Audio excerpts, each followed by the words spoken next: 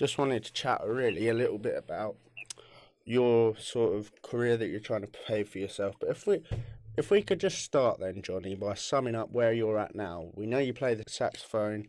You've got your Facebook page when you're known as Saxman Diggle. So what sort of week by week, day by day are you doing with your career?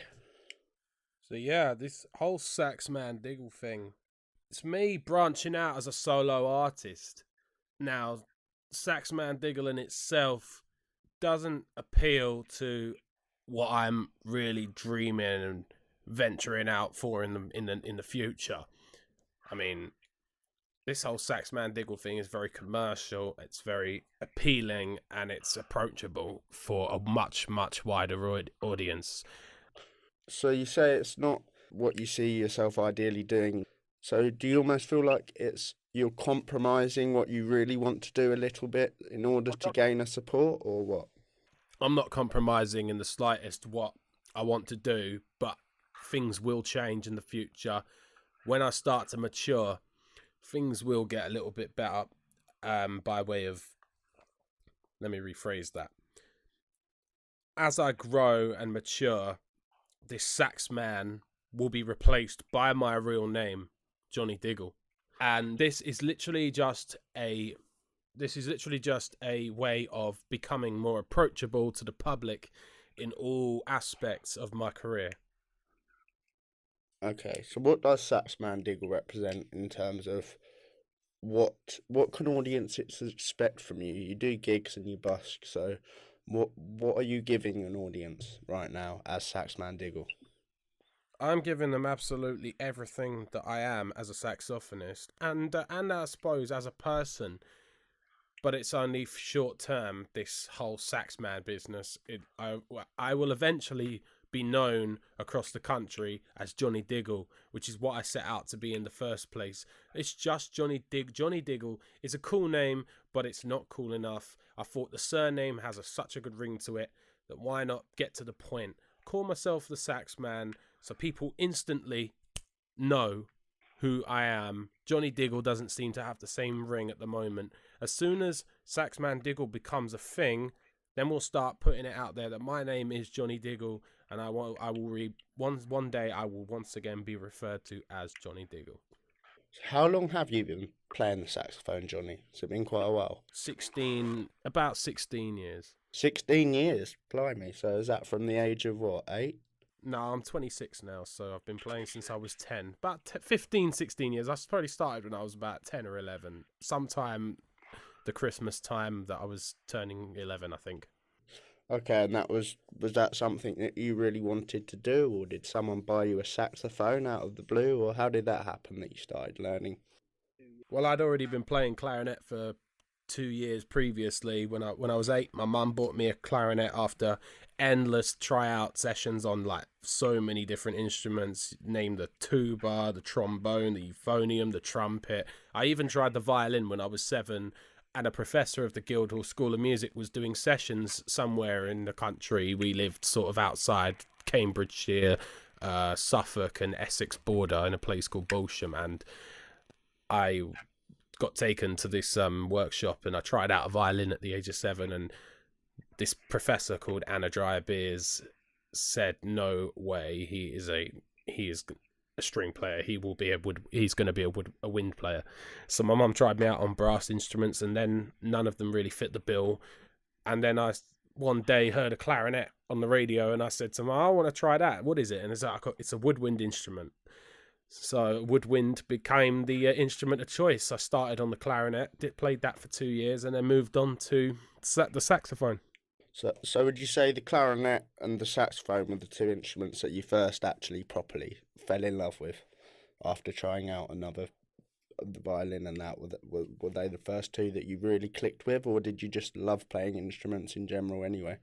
I just love music in general. I mean, I loved being there in the room when my sister would sit there playing her cello, and naturally being always clued up in the music, coming from a family whose music, you'll always try and find a way to counterpart with your family counterparts. So my sister was a cellist, and I thought instantly I could be a violinist, and we work like a duo with my sister.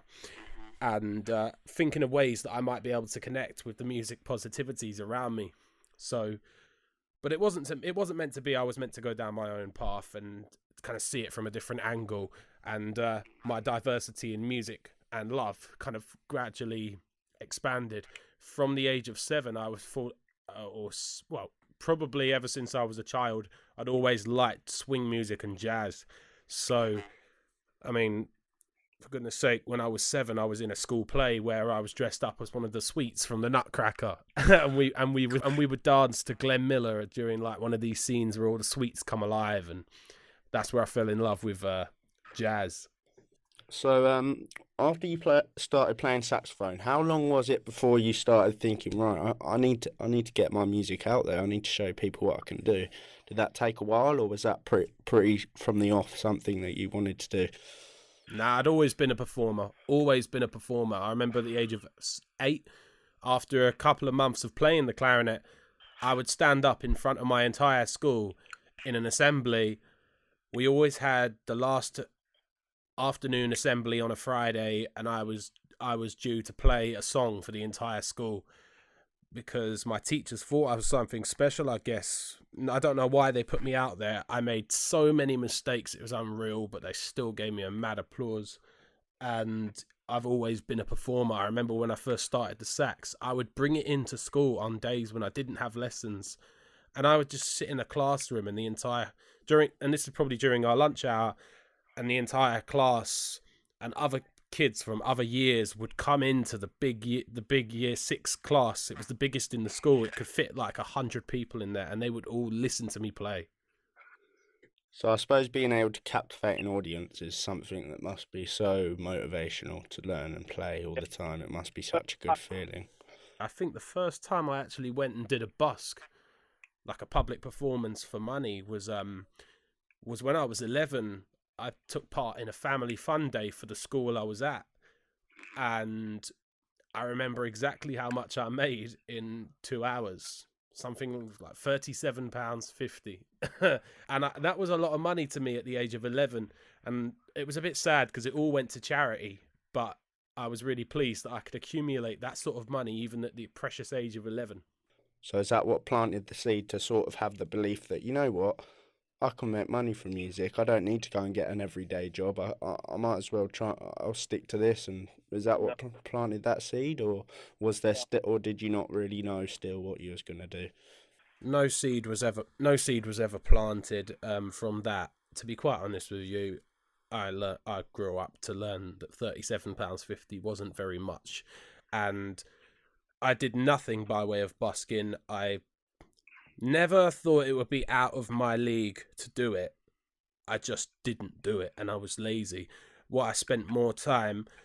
In fact, I spent more time sitting at home. By the time I was 15, I was trying my hardest to get in sort of 8 to 10 hours practice on several occasions.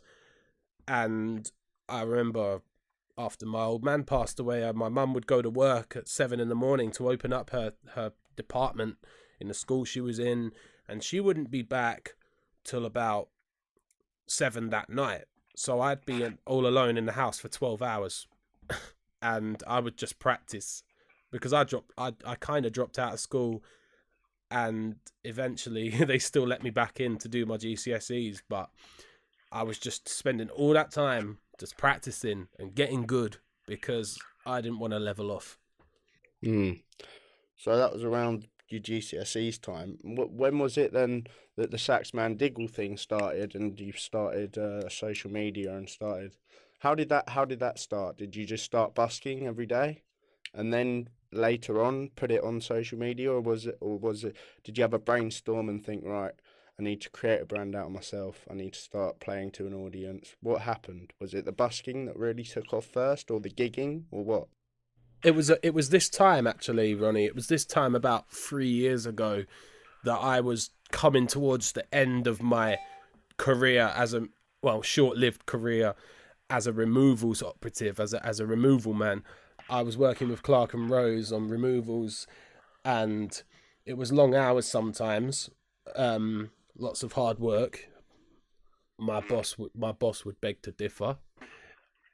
It was good fun, and I met some people who really believed in me as a musician because they'd heard me. I would bring my sax up with me up north. Like, I remember we went to Leeds, and I would just play to an entire pub spontaneously, and that's when all the jocks from up in Aberdeen would start saying to me, why are you in this job?" And I say, "Because it pays the bills." And so, "You could make so much more if you did this." A couple of them would use that to their advantage and say, "Give us a reason to get rid of you because you're shit at your job." But basically, so many of these guys in the job said, "Pack in this job and just do it." But I didn't. I to be honest, I longed it out for as long as I could, 15 months, which is quite a chunk of someone's time to be in a job, a year or so. And basically, I got sacked for unexplained reasons. They never explained to me why they got rid of me. So the first thing I did, that I went in on a Monday morning. I remember the day like it was yesterday. It was a lovely, sunny, warm day in May, and it was just after the May Day bank holiday. I had been slightly bragging about how much money I'd made in 2.5 hours on the Sunday. No, when was it? Must have been Tuesday. Right, basically I got a letter of dismissal. I ran home so quickly with all my stuff. So were you sort of secretly quite happy that you'd been sacked then? It was like a dream come true that I could actually have an opportunity to do what I dreamed of. So why do you think it took them sacking you rather than you saying, "Actually, do you know what? I'm just going to go and do it"? Do you feel like you maybe lacked a bit of courage, or was there any doubt in your head that, "Oh, if I quit my job, I might end up broke"? Or what was it? How come you had to wait for them to get rid of you? Well, to be honest, I did have my doubts, and I think anybody would if they were in a cushy little job that was earning, as long as they did the long hours, they would get the overtime, and obviously you'd have that comfortable wage. I think I was scared of commitment, like sort of the polar opposite of commitment. It's like giving up a commitment for another, and because that job is a commitment, it's also a trade. And you think, what if music doesn't work out? You're giving up a trade.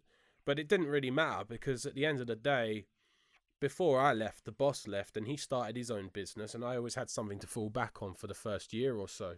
He was always hiring me for the small jobs that he did. So I had that, but I always had my music, and I never realised how much it would take off. And the only reason, Ronnie, that it took off is because I put the work in. I worked so hard. I went out every single day. Luckily, I didn't have to work more than 4 hours a day because I'd already accumulated enough to say I've made twice over what I ever made in a week. So as soon as you got sacked, was you out? Was that it? After that, the next day onwards, you was just out You was out busking. I ran home so fast, got into some normal clothes, got the train, went to London. It was about 12 o'clock. Took myself to Hammersmith, and that's where it all started. And then you just started going, what, every day, 5 times a week? Would you go all over the place? Where did you decide to go? Did you plan it out, or did you just sort of, once you've got no job, did you just wake up and think, "You know what, I'm going here today, I'll try it out there"? Or how did you sort of plan your week? Well, I've been planning, to be honest, Ronnie, I'd been planning it for months before I would be going around in the lorries in London, and I would see all these potential busking spots. I would see buskers. I remember driving through Hammersmith, and seeing this guitarist bouncing away in this massive spot outside the Broadway station entrance, and I thought I could play there. So the first thing I did, I googled Hammersmith's council and rang them up and said, "What's your license permit scheme?" And they said, "We don't have one." I was like, "All right, okay, cool." So, and I did that with almost every council in London, finding out who did licenses and who didn't. The only two people was Camden and Hillingdon, and to be quite honest with you, I would never touch Camden. It's full of hippies, and I hate hippies. What? So that was quite a good thing then, because obviously there's a license. Do you come across many places where busking is an issue? And if so, what do you think of that? Because I find it strange that people would move people. When I walk past people busking whatever instrument it would be, if they're good at it, then it's enjoyable. Do you know what I mean? I can't see as anyone would class it as an annoyance. It brings a bit of positivity to the day. So, do you encounter many places that do have an issue with buskers? I'll tell you, mate, I would know firsthand about people who get annoyed with buskers because I've tested the water. I think that's an understatement. I've thrown my entire foot in the water. Haha. Okay. Have you had some conflict? I've gone to places, I have played so loud that there have been complaints, but I'm just testing the water to see how people react to my playing. No matter how good it is, people will always complain, and that is a factor. But I just make sure that I play in places where I'm not going to be a nuisance. So for example, there's two places that really do complain or have a problem. One of them's St Albans, and if you go on Google, if any of you go on Google who is listening to this and type in Buskers St Albans, you'll see a couple of news articles which have my photo in there. Now, these guys who have written these articles, they do have a point, but they're also throwing in pictures of all the Romanians that play the accordions. Now, we both know that those buskers are not loud. They are indirectly referring to me, and they are tarnishing the rest of the buskers and ruining it for them. Now, if anybody's going to get penalised for causing a nuisance, they should penalise me. But the broad shoulders department is in slight decline. But the point is, I have annoyed a few people. If I have, I'm very, very sorry. But I'm sure you've brought joy to more people than you've annoyed, Johnny. I mean, your Facebook videos, now you obviously post them on Facebook and you get a hell of a response on there, don't you? You've got some fans on Facebook now, haven't you? Oh yeah, the response is unbelievable, and I can never stop thanking the people who constantly and eternally support me. As long as I'm giving something back, I also feel that's what busking is. It's giving something back to the community. That's why I also like to play in certain more working class places than I like to play in upper class places. Let's say, for example, St Albans. It's quite an upper class place to live. So naturally, you're going to get different attitudes towards street entertainment. Unfortunately, we do get thrown into the pit, which categorizes us as street beggars or petty thieves and criminals. You go and get a real job sort of attitude, which I imagine's a bit. How do you take it? Do you take all these? Do you take it with a pinch of salt, or does it wind you up? Doesn't wind me up in the slightest because I know who I am and I ain't a beggar. Yeah, of course. I'm actually doing something for these people. I tell you what, mate. There's a couple of times I might go into London. If I'm ever playing somewhere, it's never central London. Hammersmith is about as central as I go. But when I do pass through central London, I see no end of buskers getting it in the neck from the homeless, because the homeless claim that they own a spot on the street to beg. And some of these work in packs, some of them are gangs, and they all work for a bigger guy. They take money off the public every day for nothing. And unfortunately, they put a really bad name for the people who are just trying to do an honest job. Yeah. So after you've left Clark and Rose, you've started busking. What sort of music are you playing? Because I know now you sort of do your own renditions of popular chart music, so people can relate a bit more. Is that something that you did straight away, or would you originally just play some classical? I've never I've never played classical. Jazz, however, trad jazz, modern jazz, jazz fusion, and soul, R&B, anything which is jazz related or anything that I can put a jazz twist on naturally is something I'll do. Now, I started off with jazz and usual pop songs that I like. So I'm dead keen on Michael Jackson.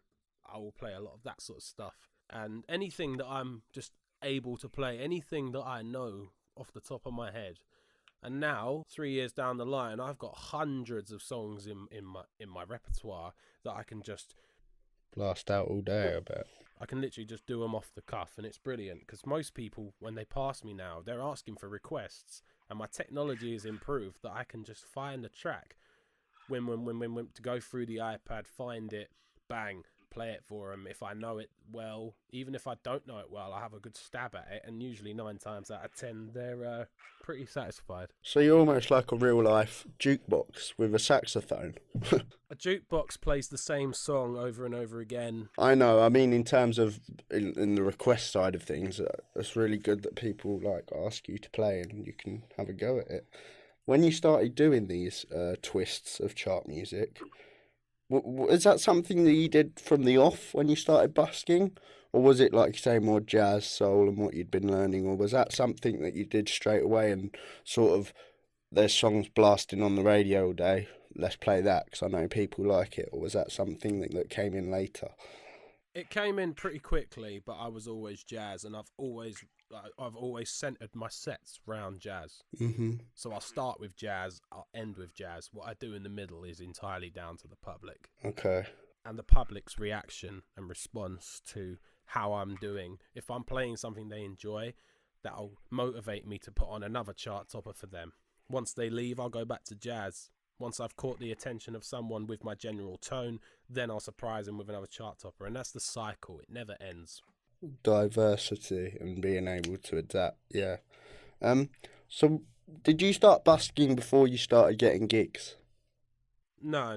I've been doing gigs. In fact, I've been doing what a lot of musicians would do. They would start off by getting their name out there by taking CDs and stuff into pubs. And well, what I used to do is I used to rock up and just play my sax in the pub.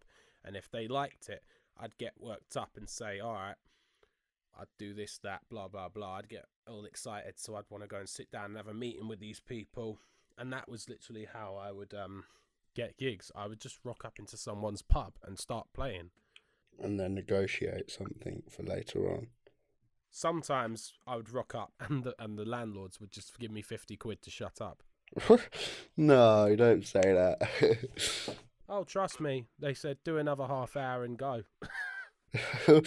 Oh, well, bet you weren't complaining. How many gigs did you do you still do gigs now or not? Oh, of course I do gigs. Yeah, most of my time is prioritized with corporate events, weddings, and bar gigs, private events. How do you get these gigs? Is it through, would you say now, through your Facebook? I think I still get the vast majority of my gigs through street entertainment. People see me on the street. It might be a case of 2 weeks ago I was in Kettering and I was just there again today. But I went there 2 weeks ago on a nasty cold Tuesday and I rocked up as I always do and did my thing. There was a man that approached me who works in a butcher's around the way, and he all of a sudden wanted me to play for a surprise birthday do going. Wow. For his girlfriend, for his fiance. And I only just went and did that gig last Saturday. So that was all me marketing myself, and he's found the perfect addition. Because I turned up, he's now found the perfect addition to his little surprise birthday do for his fiance, and that's money in my pocket at the end of the day. Is that something that happens quite often then? People will come approach you? Oh yeah, something like that happens usually once a week. Okay. Do you have anything, I think you have a business card to hand, don't you? I have cards sitting in my case, and if people want them, then they can grab them. If the person looks like they're really enjoying what I'll do, I'll give them a little bit of a nudge and I'll say, here, take a card by all means. That's my catchphrase. And I imagine that links to your Facebook, and then that's how you get a big following, I guess. It's got all the widgets for all my social media on one side with the Saxman Diggle logo. On the business side of it, it's got my email and phone number, so you can do a little bit more of an official request. But it's got every way possible that you can find me. Is that something, the business side of things and actually thinking like the marketing yourself, is that something that you slowly sort of naturally grew into realising you needed to do, or was that something you did from the off when you busked? Because I imagine when you first started busking, perhaps you was just thinking, right, whatever I make today, I'll make today. And was you thinking about further down the line gigs? Is that something that you had to introduce? When you've got when you've got such a closely refined and chiseled down to the bone idea of business, all these things fall into your lap. You've just got to carve the path for them to fall in your lap. So when I started busking, I always had these potential business ventures. I just needed the money to back it. So from the first £100 that I made, I went and ordered as many business cards as I could. When those business cards came, I stuck them in my case. I carried on. I did the same thing. Then I thought, maybe it's time to sell CDs, because so many people ask me for CDs, and I was just sick and tired of telling these people, I'm sorry, I haven't had the money to do it. I thought, I'm sick to death of telling these people that I don't have money, so I can't cover myself for their requests. So by the time it came down to people asking for CDs, I decided to start recording. In fact, I started recording an album within the summer of 2016. So only a couple of months of playing had passed and saving money and obviously trying to pay the rent and keep the wife happy. You know what we do. And eventually I started recording, and because I'd always done studio work, so I always had a good studio set up behind me. Is that at home? From back in the day, I always had my Mac, my condenser mic, everything. So I started making CDs, and in fact I named my first album after the job that I lost. I named it Unfair Dismissal. Oh, in fact, I have seen that. That's actually the picture of me leaving the removals depot and walking away from it. That's nice and quite symbolic, really. And it's kind of it's the start of a new era. Indeed. Is CD something that you still do now? I'm seen to be a bit slacking at the moment by way of making a new one, but CDs is always something I'm doing. I'm constantly recording new songs. Half of those songs that you hear on my page, which I'll get onto in a little while, are probably going to end up on the album one way or another. I absolutely love recording power ballads and then putting them up online, which I'll get to in a sec. But I'll always release CDs. I'll always have something new to offer. There's a lot of avenues that you can go down, really, with the busking, the gigging, the CDs, the social media. I mean, where is this all going? For now, are you just sort of enjoying it and seeing where it goes, or have you got a vision? Are you planning to, will you busk forever, or will you try and release your own? Do you know what I mean? Where's it all going, or are you just not? Are you not thinking too far ahead at the minute? Obviously, I'm always thinking ahead.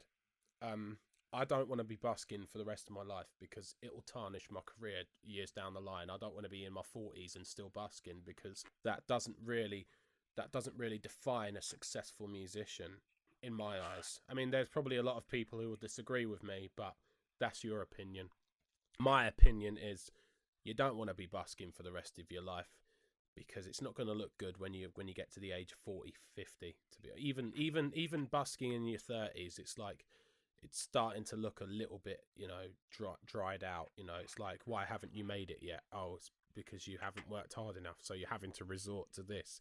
I'm resorting to this because I'm young and I can get away with it. And this is part of the journey, I guess. This is you. You will look back on the busking, and as much as you say, oh, you don't want to be doing it in your 30s, it will also be a crucial stepping stone, I imagine. Without this busking, you won't have made many connections, you won't have built a bit of a following, you've practiced, you've got confidence, all sorts of things. But where do you want to end up, ideally, do you know? This is why I'm making business ventures for the future. So my future's not really looking bleak at all, but it is looking really prosperous.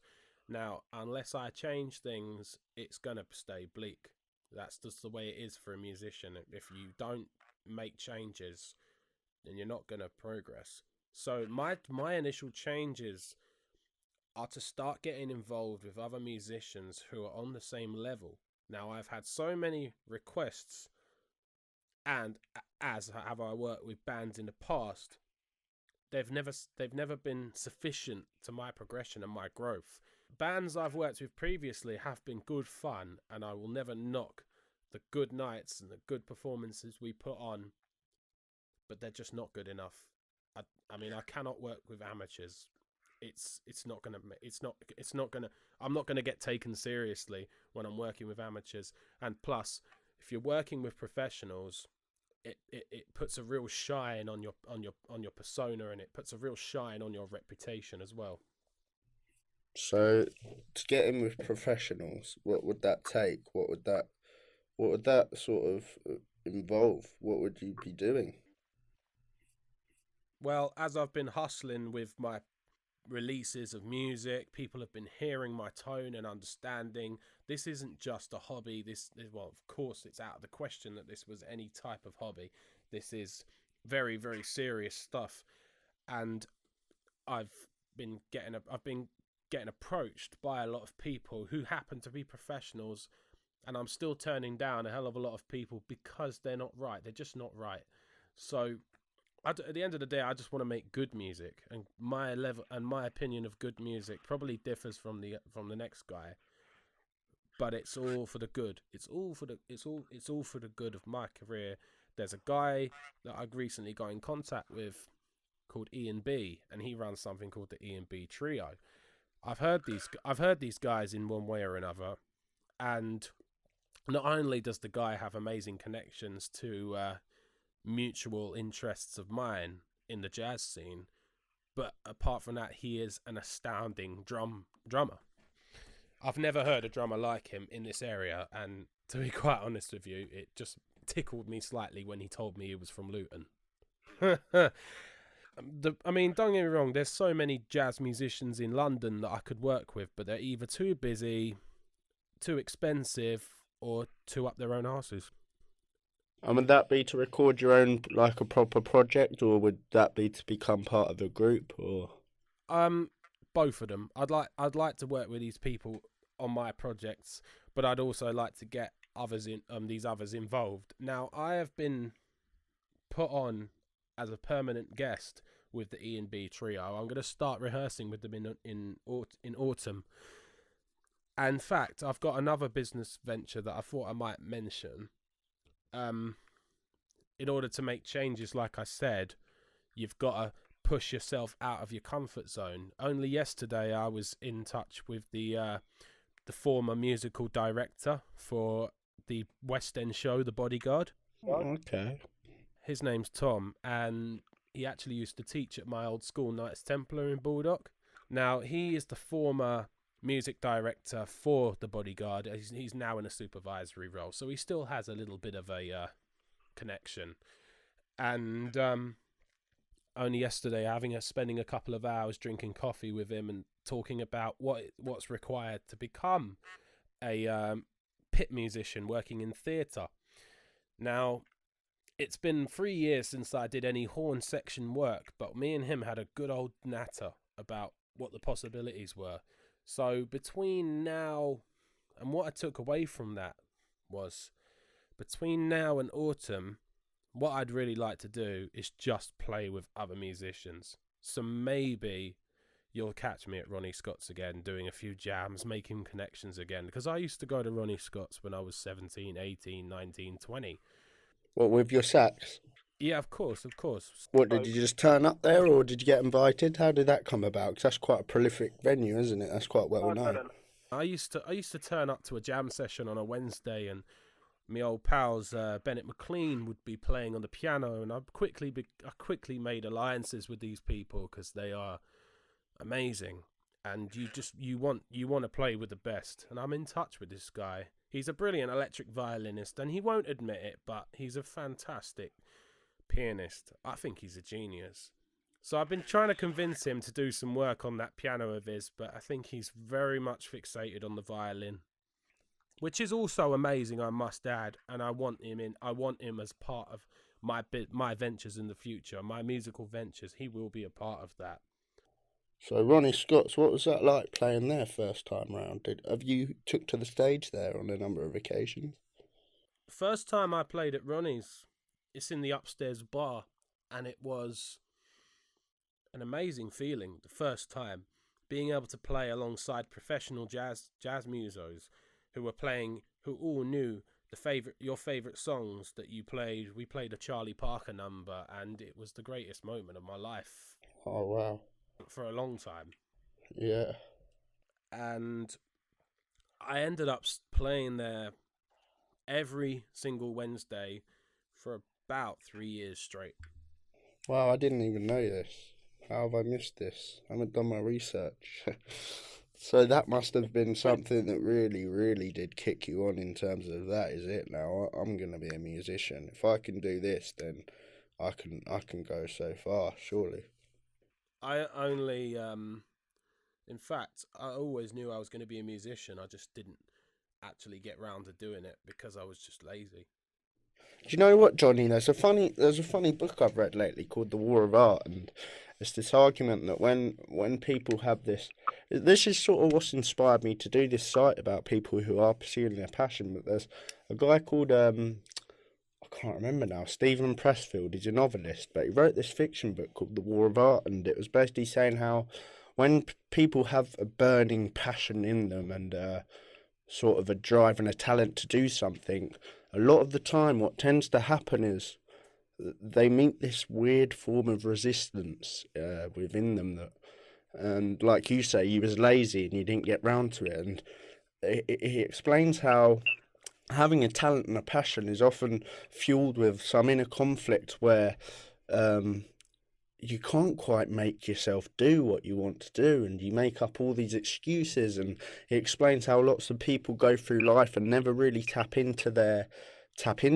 even though they've got it, they sort of sleep on it and let it go, let it stay dormant. So is that something, did you ever experience, when you say you was lazy and you never got round to it, is that something that was sort of a bit of a battle in your own mind, like I really want to do this but this? Was there a lot of ifs and buts before you really went for it?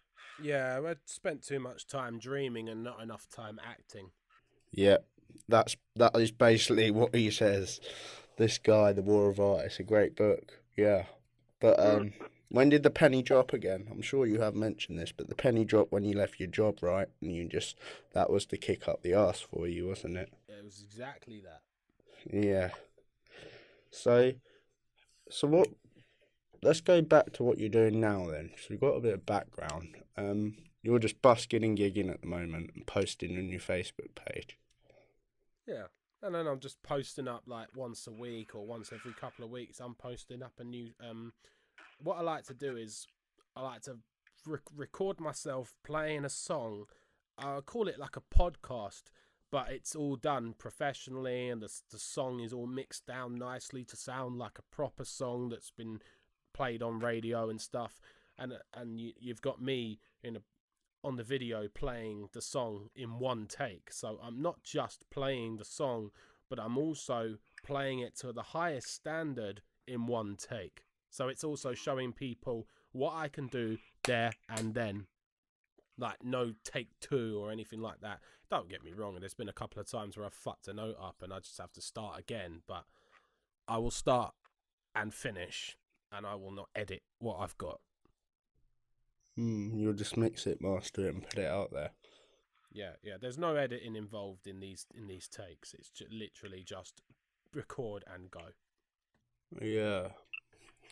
So the future looks bright for you, Mr. Diggle. It does. But this year, what are your goals for this year then? Have you got any goals that you're trying to achieve by the end of 2019, or are you just carrying on as you are for the minute? I'd say my goals for this year is to kick things off with the jazz fusion band that I'm getting involved in, the E&B trio, and start incorporating maybe because it's bass, drums, and guitar and sax at the moment. What I want to incorporate after that is a Rhodes or keyboard player who can be versatile, who can play one side, one keyboard, maybe on the other hand play a synthesizer, sort of Chick Corea sort of vibes. If you don't know who Chick Corea is, check him out. Chick Corea is a Grammy award winning like international celebrity on the piano. I remember having a chat with you last time, and you were saying how much of he was one of your biggest sort of idols. Oh yeah, I go and see him at least once a year when he's in England. Like came with the electric band one year. The next year he came with the acoustic band, and this year he's going to be playing at Love Supreme alongside Lauryn Hill and Snarky Puppy and Gladys Knight. Chick Corea, ladies and gentlemen, check him out. The E&B trio. Can we just delve into that a bit more? So they're a jazz fusion band. What's jazz fusion? So jazz fusion is a subgenre of jazz which incorporates different genres. Okay. So the most obvious form of jazz fusion is electronic jazz. That's the most obvious. That's been around since the end of the 1960s. So pioneers in that would be, quote, Chick Corea, Herbie Hancock, Miles Davis, to name but a few. And as the years have gone by, new musicians have come into play. World-renowned Scott Henderson is a rock guitarist who can play jazz, but he is very rock jazz fusion, like sort of orientated. Chick, he plays almost anything. I've even heard some of his Mozart incorporations. Like the other when he was playing at Ronnie Scott's, he incorporated modern jazz with classical music from a composer called Scarlatti, and he was playing that with his trio at Ronnie's. So jazz fusion is basically any form of jazz. It's any form of jazz which is formed with other genres, but it usually has the sound of rock. For example, rock jazz fusion would be the sound of rock, but improvising on jazz scales. I mean, I like straight jazz as much as the next guy, but it seems to be a little bit outdated in comparison to what is available on Spotify these days. There is probably more modern jazz on Spotify than there is classic and trad jazz. I mean, in to be quite honest with you, modern jazz is just a broad term for jazz from your generation. So modern jazz would be anything. Imagine John Coltrane. He would talk about modern jazz being what we now class as hard bop or post bop, or cool jazz or free jazz. So 1950s jazz is exploration of improvisation, which contains a less melodical feel that Charlie Parker would have done in the 40s in bebop, which is that's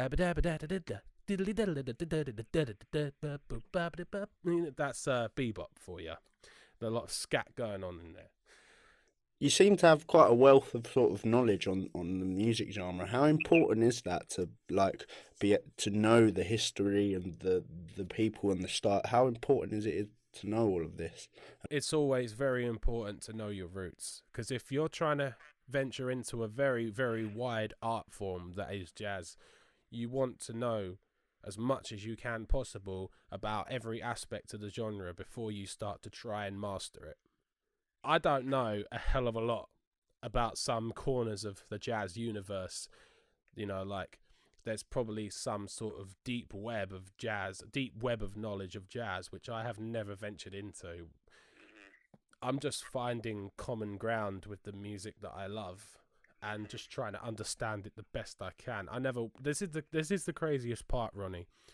In all my ventures and explorations in music, I have never ever gone to jazz college or university or done any courses of any kind.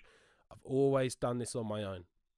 It's like a natural raw passion which doesn't call for any officialness, isn't it? It's just sort of going with the wind and learning and picking up knowledge as you go and improving yourself, which is again why I want to do this site, because I just find it so inspiring that people do just like when you left your job and you just went for it. It's just inspiring to just chuck yourself out there, isn't it? And it's almost fascinating that you probably end up learning more about yourself and life and your talent than if you had gone on one of these courses or tried to seek some sort of advice and pushed down an avenue.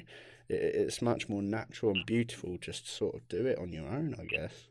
It's beautiful, mate, because I get to learn about all these things. I mean, I'd be absolutely I'd be absolutely useless in a university course because I'd be that guy that sits there and answers the question before the teacher or the lecturer has even managed to ask it. And I pissed off my teachers no end with all that palaver, and especially when they started doing all the undignified lessons about scales and arpeggios. And unfortunately, my mum taught me my theory and taught me everything about music from the age of 7. Most kids are just learning how to do their mathematics at that point, and I was learning a different fucking language. Yeah, can you read and write music, Johnny? Apologies if that's a stupid question. Yeah, I can read and write music. Do you write your own music at all? I do write my own music, but I've had a problem recently. I've not been able to write so much because I've been so fixated on my tone. I've been so fixated on my sound and actual business side of it as well. So being able to sit down and actually write something, it's quite difficult. I try and give as much time as I can just to write down some chord progressions on the little apps that I have on my phone that you can just put together a jazz song and quite easily in this day and age if you've got the right technology. So is that where you see yourself ending up, like as a recording artist who's releasing your own original music? Well, this is the problem. The last album I put out was arrangements, my own arrangements of unknown songs and classics alike. So if take Unfair Dismissal for example, my arrangement of Human Nature was quite original and not as sort of detouring as naturally a jazz song might, or one of those modern songs might come out. Like lots of jazz musicians in who like they like to take a song and rip it to shreds, and you can only hear very small remnants of that song in the final product, but you'll always know it's there. For example, Chick Corea does that a lot. He takes a song, he rips it to shreds, but you always know it's there. But I suppose I've got a slight twist of no. I'm always keeping it real with the commercial side. I don't want to sort of detour and deviate too much, but I'm always doing my own arrangements. A brilliant guitarist called Pat Metheny wrote a song called "And Then I Knew," and that sound's got a bit of a hip hop influence to it, but he's very jazz fusion. If you listen to Pat Metheny, but I did my own arrangement completely off programming and MIDIs and Logic and all that stuff, and came out sounding really nice. And in fact, I'm going to be redoing it again for a second edition of this album. So when you're not out on the roads and busking and gigging and making connections, are you at home in your studio playing around and figuring stuff out? Do you ever take time away from it, or is it very much full on? Are you in the studio sort of playing around even when you're not out there? Well, like I say, when I get the time to, I'll sit down and I will focus. And I still do have this problem. With getting distracted. It's going to be something that sticks with me for the rest of my life. I've always been easily distracted. But when I do get down to it, I make some good progress. But recently, for the last few months or so, I've just been filling out form after form after form because people want to book me. And what sort of things do you have to fill out then? So I on the business side of things. And do you take care of this entirely by yourself? You don't employ anyone to help you out with that side of things? I don't employ no one, no, but my wife does her very, very best to keep me all in shape. She's an admin on Saxman Diggle, so she receives all the messages when I'm playing and manages to give back an instant reply to keep my instant reply reputation up. So if there ever is a message that needs answering, there's always going to be a second opinion to check over dates and stuff. So what sort of things does that side of things require then in terms of business? Nowadays, I'm doing every single form nowadays, but my wife, bless her, she started me off with this basic contract with quite a few spelling errors, but we corrected them, and that's where it all started. So it's mainly just contracts, is it, that you have to do? contracts and invoices. All I do is I send them to my clients, and I make sure that they're signed. And if a deposit is received, a deposit is received before I start doing anything like playing. It's a very, very much different side to my career. It's funny, you'll see me busking, and forgive me, I don't like the word busking. I really don't. But you'll see me doing my thing during the day, and I'm a completely different person when you speak to me in a professional situation. In a professional situation, I'm just like this. I'm like this businessman. I suppose it is a completely different side to it, isn't it? Yeah, I'm doing my thing, and then obviously I'm doing your thing. Yeah. Negotiating. How hard or easy is it to do that side of things? Do you find it quite straightforward? Are you quite good at it? There's a lot of little wriggles and obstacles that you have to get through. It's pretty straightforward admin. I mean, it's not as if I've got to constantly write out a personal contract. Most people just follow the program by way of terms and conditions. It's pretty simple. You know how anyone else would deal with a transaction. You ask for a deposit. You give them a time period to fulfill that promise, so to speak. The contract in itself, it's like a promise. It's like saying I promise to pay the bearer on demand within 14 days, or saying the sum of this and that. And I've recently been having to pass dates on because, say, clients don't pay up in time. That's just tough, you know. You'll have to pass the date on to the next person who's absolutely dying for that date, and it's really sad because all these dates that I'm getting requested for, they all seem to be the same. So it is good when you get someone at the last minute who wants to fill out this empty Saturday you've got, where your wife might have something going on and you're going to be stuck at home, or because most Saturdays I am busy doing something professional. It's very rare for me to get a Saturday off. How busy do you how much work do you give yourself? How many times do you gig a week, or do you literally take on anything that comes your way, or do you limit it? I've got a pretty good work-life balance nowadays. It all depends on whether the bills need paying, like ASAP or not. Come the summer, my wife will never see me, which is why we have to book these extravagant holidays together, just to get time together.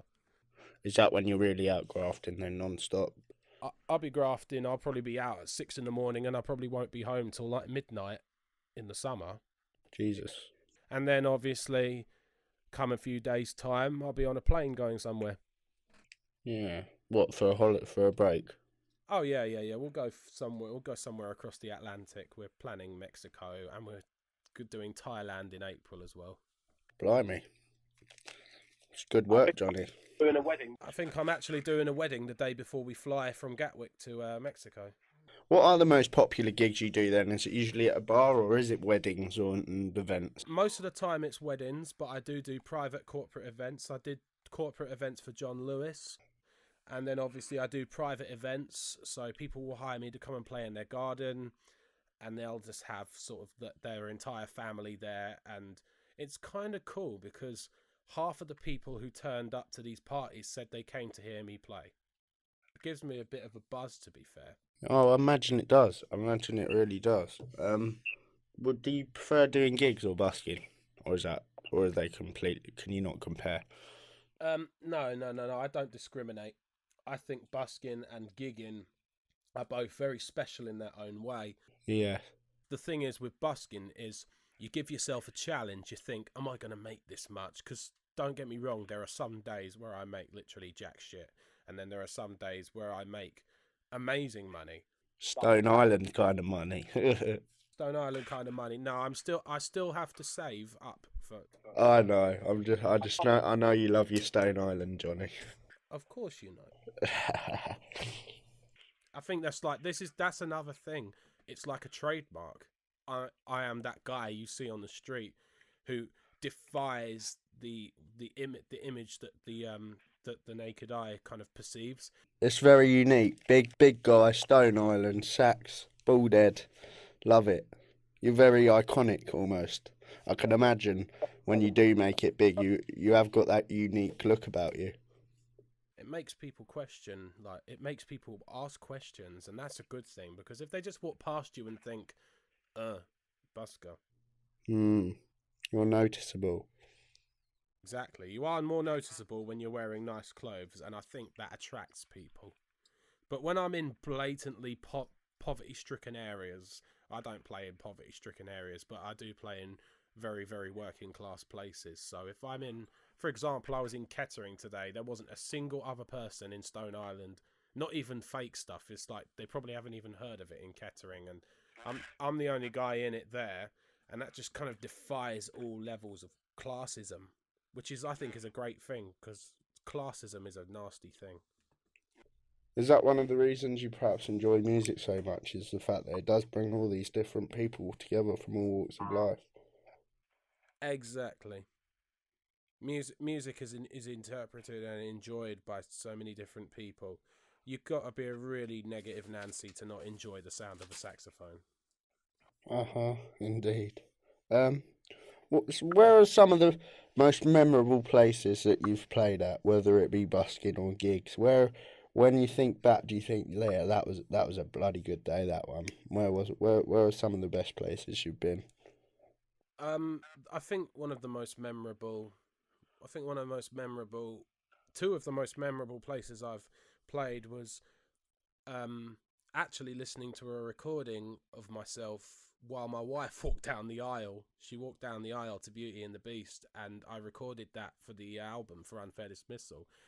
And I asked her one day when we were at our wits' end about what songs to have, because I'd left it till the last minute, and I said, "Why not? Why don't you walk down to Beauty and the Beast?" And it just clicked. She was like, "Yeah," and What, that you'd played yourself? Is this at your own wedding?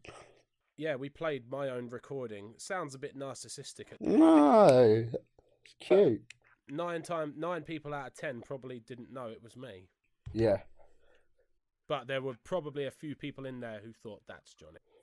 that's Johnny. My wife has just quoted me, they all knew.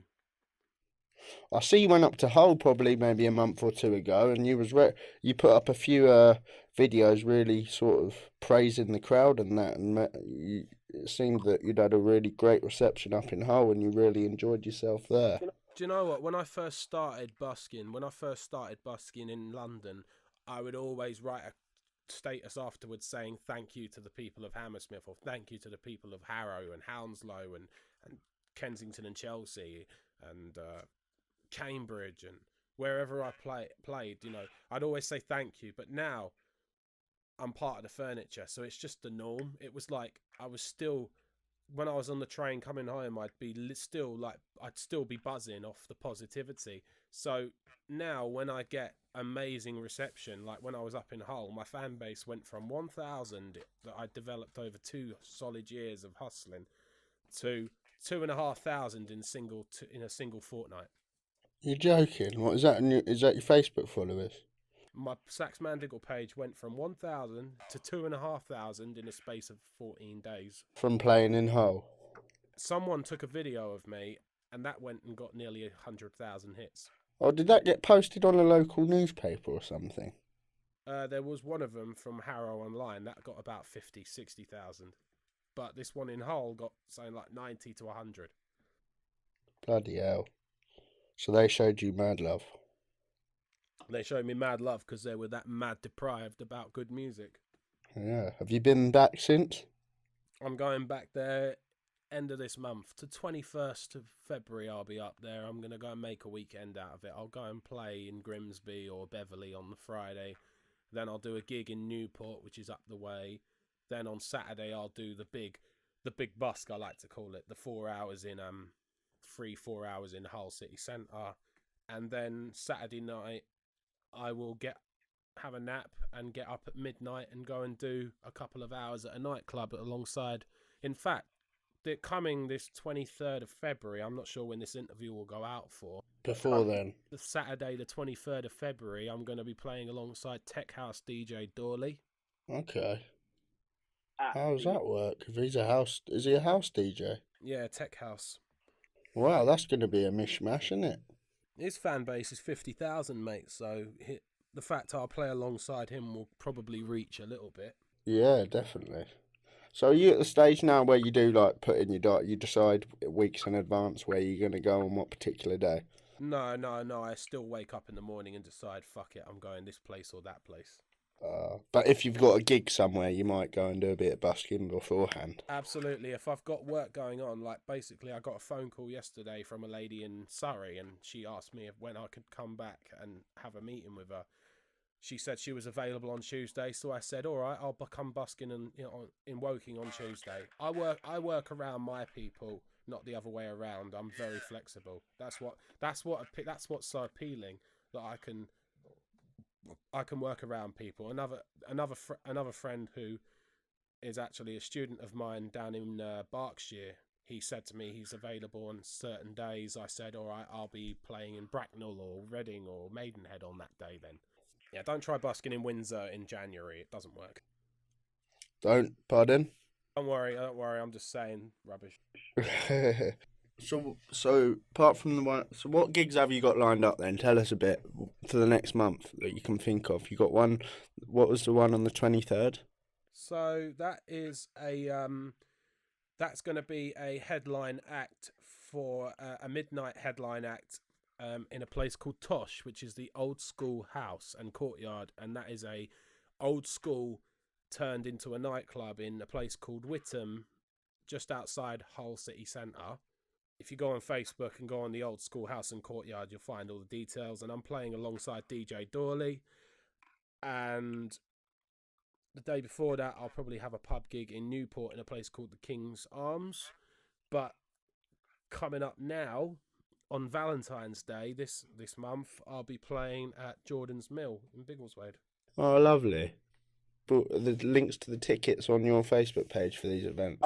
No, that's not a ticketed event. I think Dawley is in Tosh. Tosh is going to be a ticketed event, or sort of like pay on entry or something like that. But others are just turn up and enjoy. Did you say Jordan's Mill on the 14th? Yep, Valentine's Day I'm at Jordan's Mill. Oh, I wasn't planning to come back local for a while, but I feel like I need to see you perform live, because still, after knowing you for so long, I've never really. I remember I was going to come to that gig in. My wife's just asked if you want to be her date for it, because obviously I'm going to be playing. Pardon? No, I do need to come see you play. What day is that on the 14th? Thursday. It's a Thursday. That's a week. Is that a week this Thursday? Yeah, that'll be a week this Thursday. Do you know what? I might pop back, because I need to see my family. I'll let you know. I might do that, because I haven't got a busy schedule at the minute, so it's not like I'm bound to stay in Lincoln. You should come play in Lincoln one time as well, There's plenty of buskers in the high street. Have you been to Lincoln before, Johnny? I've been to Lincoln. In fact, right after I got sacked from Clark and Rose, I started working with my boss's local removal firm, and we actually had a job in Lincoln, and we took ourselves out for lunch in Lincoln city centre, and it was all the way up the top of this fucking hill. Steep hill where the cathedral is, yeah, that's the one. Yeah, and I saw right in this square there was a guitarist playing there, but it looked kind of dead, so I thought, is it really worth it other than a Saturday? Yeah, on the weekends only, I would suggest. But there's a really long where that hill you're on about, that's at the end of a 2-mile long high street. And on a Saturday, oh my God, it's busy as fuck. And do you know what? They get so many people busking there, and without being rude, they're no good.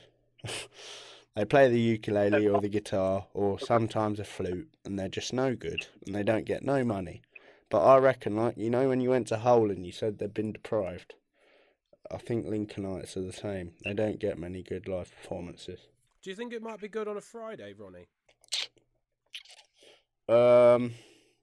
Yeah, it's always busy, but I'd definitely say Saturday's the best, because obviously everyone's out from work, and when you go up that high street on a Saturday, it is rammed. But a weekday is always busy, but obviously not as busy as weekends. You got to think like Friday might be all right, but definitely Saturday. Maybe it's worth it. Maybe I'll try Lincoln on the Friday, the 21st. Yeah, maybe it's always. I mean, Lincoln's nearly got 1 million people in it, so the high street. The thing is about the high street, everything's there. There's not like different areas to go to. So when people are out shopping, that they're all there at the same. They've all got to go to the same place, mate. And it's a pretty place. I think the Sax would go down well as well with the scenery and sort of the environment. It's quite an historic, sort of beautiful place. Try it. Lincoln's worth a shot, mate. Do you know what? I actually had my sax with me when it happened, but we didn't have enough time to ask the guitarist who was playing to stop and let me play, so we just left again. But Like I say, they have a few buskers, but it's nothing special, mate. You'd kill it. You'd blow them out the water. I think it'd be one of them where they'd be so happy that there was someone here that could really do something special. They'd probably, I can imagine you getting a bit of a crowd, to be honest. well, every place I go, I always seem to get the same comment. Which are what? There'll always be someone saying, "Nice to hear someone who can play." Yeah, which is a bit of an understatement, eh? If you say so. Johnny, what else are we yet to say? Is there anything that you can think of at the top of the head that you might want to talk about? I love my wife. Oh, bless you. Has it been a year yet? It's been over a year. Yeah, Over a year, sorry. I don't keep up. September 2019, that will be 2 years married. Love it, Johnny. Congrats, mate. So, Facebook, Saxman Diggle. Yeah, Instagram, Saxman Diggle. I'm not really active on the Twitter, but you'll always catch me like tweeting something like trivial. YouTube, I'm not really active on, but I do post on the occasion when there's something worth posting. But most of the time, you'll find all my blogs and my video blogs, you'll find them on Facebook. Live performances, obviously, you're recorded. 1/3 of the world's population is on Facebook, so you can't really go wrong. No, definitely not. You got anything coming up this weekend? What do you mean? Any gigs? Um, Or is the Valentine's Day the closest one? no, I don't think so. Not this weekend. I'm just gonna be playing again. If something comes up, I'll always promote it. Yeah, man. And people will keep in touch. Saxman Diggle, I'll tell them. What I'm going to do with this is write a really short feature article, probably 1,000, 1,500 words just about you. Then link the full. The main thing about this site is the actual interview, because I want people to actually be able to listen to what you've got to say for yourself. I think we've had a great chat. I can't wait to listen back and chop this up and write it up. I think I've learnt a lot more than I didn't know about you. Well, I'm glad you called, mate. Yeah, I appreciate it, because you definitely deserve a bit of recognition from local media. Do you know what? One of the things I don't get is why local papers and stuff don't have some sort of local talent section and sort of do, even like if I had the means to, if I had the equipment, I think it'd be quality to make documentaries of shit and people and come. Do you know what I mean? I'll answer this question quite arrogantly but confidently and give you a correct answer. You want to know why these people don't have local talent sections? What? Because there ain't enough talent. There is no talent. Yeah, fair comment. Well, thanks for speaking to me, Johnny, and giving up some of your time. I appreciate it, mate. You're very welcome, mate. Very welcome. And I hope you continue to prosper in your talented, passionate field, and I hope you make something of yourself. I mean, you already are, but I hope it goes on to be something really big. I can see it happening. I'm sure you believe in yourself, and I really hope it does, mate. And I'll channel this obviously to your page and make sure people know where to find your stuff. Absolutely, man. Thanks for talking, yeah? No worries. Thanks for talking to me, mate. No worries, man. I'll speak to you soon. Take care, Johnny. Goodbye, mate. See you later. See you later. Cheers, mate. Bye.